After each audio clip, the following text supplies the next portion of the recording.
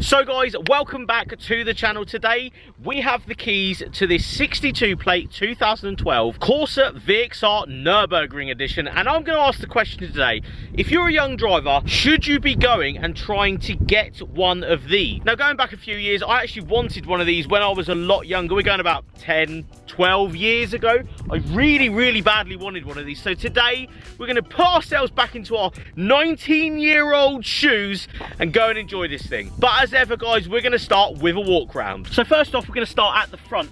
This being a Nürburgring edition, it is slightly different to the other Corsas VXRs that you will see on the roads. This one itself has a lot of grey, metallic-y, like it's a very nice colour, contrasting against this lovely white paint. So you have grey metallic front grille, you have grey metallic bits here on the bumper. Fog light covers are also grey metallic, and this lovely little splitter at the bottom which has like pockets, I'm assuming to force air under the car when you're going over that jump at the Nürburgring. You know that bit where it lifts off and you go into that corner, that's for that bit. I don't think you'll be able to notice on camera, but if you put one side by side, you would notice a difference. Now, coming down the side of the car, as you can see, bit of side skirt, but if we avert your eyes to the front brakes, they are Brembos. I think they're 4-pots off the top of my head, but these are a factory standard Brembo kit on the front of these Corsa VXR Nürburgrings, contrasting with this lovely wheel design, which again comes on the Nürburgring edition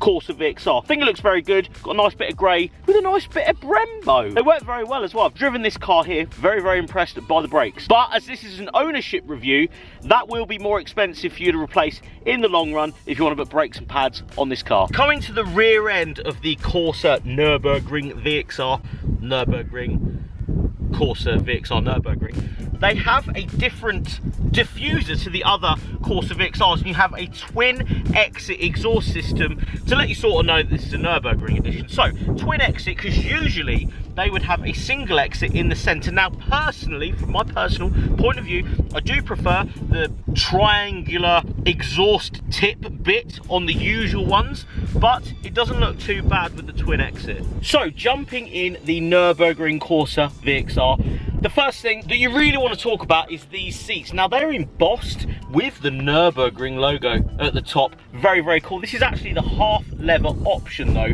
I think normal Corsas, or at least these, may come with full leathers. Please leave a comment below. But I do remember years ago my friend had a Corsa VXR with a full leather. That is an option that you guys could find. Now lots of piano black in here, which is very contemporary. The shiny black that all of the center console and parts of the steering wheel are in. Very nice steering wheel as well in these. They're sort of flat bottom and chunky, so they give a good driving experience. That coupled with the seating arrangement in these and this weird gooseneck like strange VXR branded gear knob, which does work very well when you B-road bash. And when you do insert the key and turn the ignition on, yes, we get a dial sweep proper race car. A couple of things to point out though that are sometimes hard for me to grasp in this era of Vauxhall and especially the Corsa. One being the indicator stalk. Now it goes down and comes back up to the same position. You have to keep checking back to see which way you've turned it, and then when you do turn it back, I personally accidentally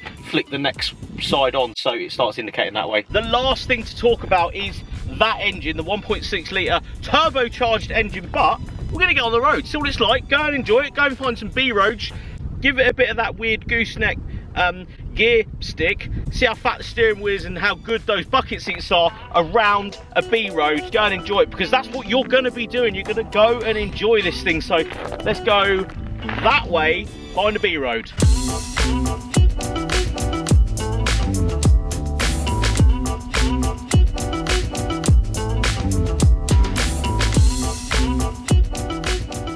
So the drivability side of one of these Nürburgring Corsa VXRs, I'm going to take it down some lovely B-roads because we need to see, and at least I need to remember what these cars are all about. Obviously a Nürburgring edition means it is going to be exciting down the B-roads, and personally from me coming back, you know, way back, say 10-12 years ago, a friend of mine actually bought one of these. It wasn't a Nürburgring edition, it was when they just came out, a couple of years old, and I lusted for one of these so bad back then, so it's really nice to revisit one of these. Now we are, you know, 10, 12 years later on in my driving career, I can sort of take this out for a leisurely drive and enjoy it. So what's the first thing I need to tell you guys? Well, sat right here in the driving position, there is so much I can see. I can see down the side of the car, right at the front, right at the back. There's lots of visibility in these Corsa Ds, which is a fantastic thing, obviously, if you are a young driver. The second thing is obviously the power. 205 brake horsepower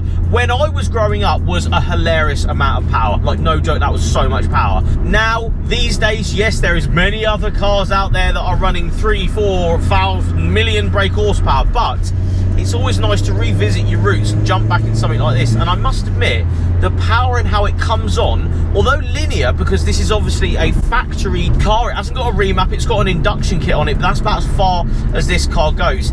It's very linear. It does come in at about 2,500-3,000 RPM, so once that turbo starts going, you can really thoroughly enjoy this thing. Yes, you can smash it around. Yes, you can pitch it. It's pretty much any corner. Yes, at some good speed, because they have fantastic handling in these cars. Obviously, Nürburgring and all that. I'd say probably the best bit about the driving experience of this car is that diff up front. It really pulls and drags the car round the corner. You have a bucket seat, flat bottom steering wheel, a funny, weird looking goosenecky gear knob thing, but it all helps for that drive. Now, I always like to go through some costs with you guys as well, because there is people watching this video that might want to actually go and get one of these. So you can get one of these, you know, a good mileage one. This has got 67,000 miles on it, and you can pick this up for around £7,000-ish. Yes, you could probably get one cheap with high mileage. You get one a lot more with lower mileage, but that's around about. I did have a good look round at these Nürburgrings before I jumped in this car. So, like, say £7,000 to £8,000, you could get one under £7 very easily, because there is enough of these on the market. And I think that's really good money, considering this is a little bit more fruity than the standard VXR you would usually jump in.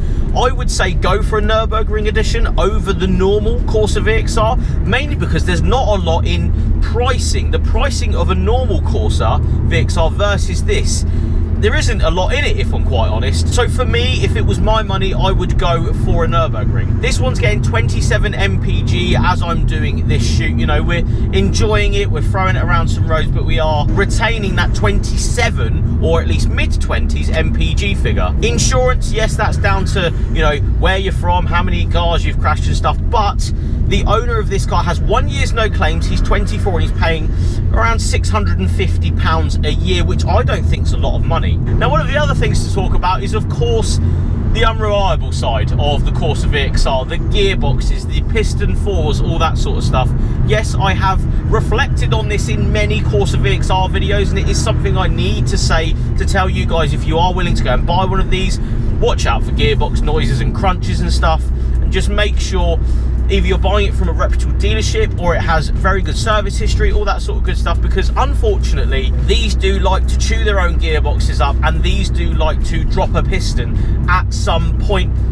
Going back when we were around 1920 and my friend had financed his one, he actually dropped piston 4 and then 6 months later did a gearbox in it, but we were obviously young and he was enjoying it. So that is something to look out for. You really want to make sure you're getting a good one of these. Obviously that reflects the price of the market. I think the market has come down on these because of those problems in these cars, so just make sure you're getting a good one. So guys, thank you so much for watching. If you did like this style of video, please leave a comment below. Let me know if you have a Corsa VXR, and if you want to get your car on the channel, hit me up, JamieFYD on Instagram.